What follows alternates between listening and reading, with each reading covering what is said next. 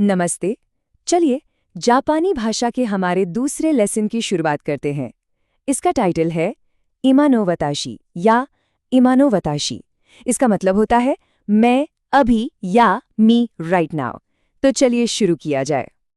तो देखिए, आज का मकसद सिर्फ ग्रामर के रूल्स याद करना नहीं है, नहीं, बल्कि हम साथ मिलकर एक पर्सनल प्रोफाइल बनाएंगे। हम ये सीखेंगे कि जापानी में खुद के बारे में, अपनी पसंद के बारे में और हम क्या क्या करते हैं इसके बारे में बात कैसे की जाती है। तो तैयार है? चलिए शुरू करते हैं। अच्छा, किसी की भी प्रोफाइल की नींव क्या होती है? जाहिर है उनके शौक और उनकी पसंद। तो हम भी अपनी प्रोफाइल बनाने की शुरुआत यहीं से करेंगे। तो हमारी जापानीज टूल किट का पहला टूल है वर्ब की डिक्शनरी फॉर्म के साथ कोतो देस लगाना। ये पैटर्न अपना मेन हॉबी बताने के लिए बिल्कुल परफेक्ट है।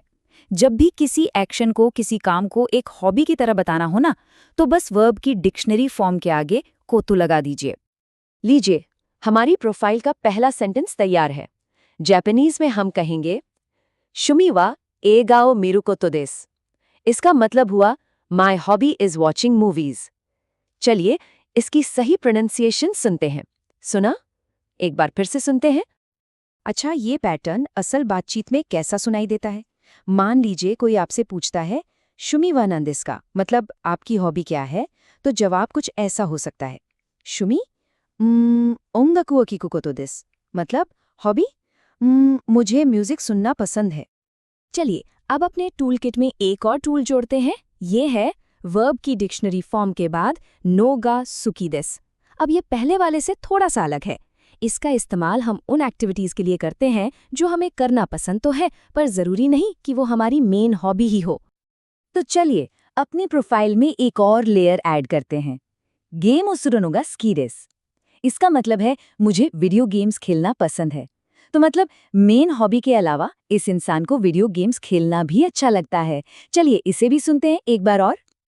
तो ठीक है, हॉबीज और लाइक्स की बात तो हो गई। अब थोड़ा और डिटेल में जाते हैं।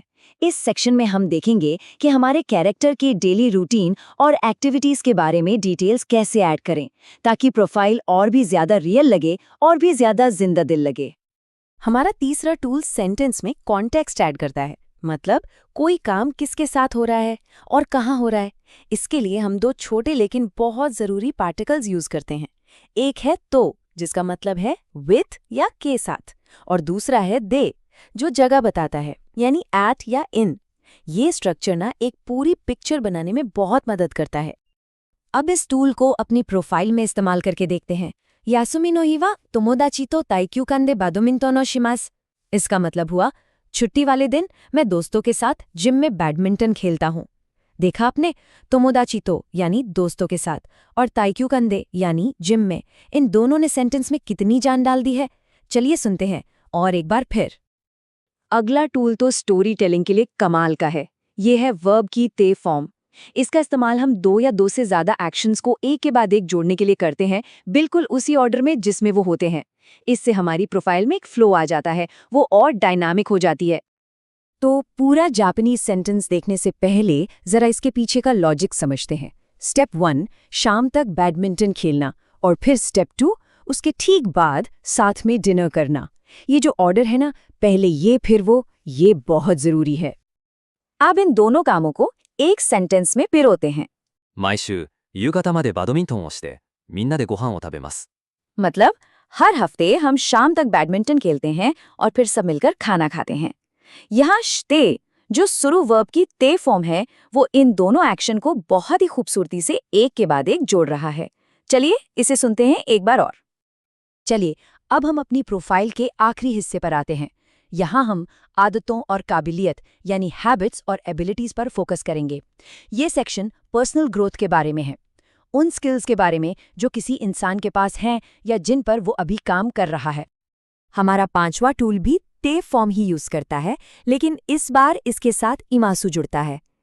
ते इमासु का इस्तेमाल हम उन चीज़ों को बताने के लिए करते हैं जो कोई इंसान लगातार कर रहा है, जैसे कोई आदत हो या कुछ नया सीख रहा हो। ये एक तरह से इंग्लिश के आईएनजी जैसा है, जो कंटिन्यूअस एक्शन दिखाता है। इससे हमारी प्रोफाइल में एक प्रोग्रेस की फीलिंग आती है। इसका एक बहुत अच्छा एग्जाम्पल है इके बनाओ नराते इमास, मतलब मैं फ्लावर अरेंजमेंट सीख रही हूँ। ये जो नराते इमासु है ना, ये बता रहा है कि ये काम अभी चल रहा है, ये एक ऑनगोइंग एक्शन है। चलिए सुनते हैं और एक बार फिर से। और अब आता है हमारी टूलकिट का फाइनल टूल, गार्ड देखीमासु। इसका इस्तेमाल किसी की काबिलियत या स्किल बताने के लिए होता है, चाहे वो कोई भाषा बोलना हो या कोई म्यूजिकल इंस्ट्रूमेंट बजाना। देखीमासु का सीधा सा मतलब है कर सकते हैं या आई कैन डू इट। तो चलिए अपनी प्रोफाइल को फाइनल टच देते हैं। वताशी वा टेनिस का देखीमास, पियानो मो देखीमास। इसका मतलब है मैं टेनिस खेल सकती हूँ, मैं पियानो भी बजा सकती हूँ। ये सेंटेंस इस इंसान की स्किल्स को दिखाता है और इसके साथ ही हमारी प्रोफाइल भी अब पूरी हो गई है। चलिए इसे सुनते हैं एक बार और। बहुत बढ़िया, देखा, एक पूरी प्रोफाइल तैयार हो गई। तो अब हमने आज जो भी जापानी टूलकिट में इकट्ठा किया है उसका एक क्विक रीकैप कर लेते हैं। सबसे पहले आज यूज हुई कुछ इंपॉर्टेंट वोकैब्युलरी पर एक नज़र डाल लेते हैं। ये लिस्ट रिवीजन के लिए बहुत काम आएगी। और ये रहे आज के हमारे 6 के 6 ग्रामर टूल्स एक साथ। हमने सीखा कि अपनी हॉबीज और लाइक्स कैसे बताएं, सेंटेंस में कौन, कहां, किसके साथ जैसी डिटेल्स कैसे जोड़ें, एक्शन को एक सीक्वेंस में कैसे बताएं और अपनी आदतों और स्किल्स के बारे में कैसे बात करें। ये टेबल एक जबरदस्त चीट शीट की तरह काम करेगी। तो अब बारी है इन सभी चीज़ों को प्रैक्टिस में लाने की। इस पूरे सेशन का मकसद ही यही था कि आपको वो टूल्स मिले जिनसे आप अपने बारे में बात कर सकें। तो अब अपनी खुद की प्रोफाइल बनाने की कोशिश ज़रूर कीजिएगा। तो चलिए आज का लेसन इसी सवाल के साथ ख़त्म करते हैं। शुमिवा नांदेस का, यानी आपकी हॉबी क्या है? आज हमने जो सबसे पहला ग्रामर पैटर्न सीखा था उसे यूज करके इसका जवाब देने की कोशिश कीजिए। ये अपनी जापानी प्रोफाइल बनाने की तरफ आपका पहला कदम होगा।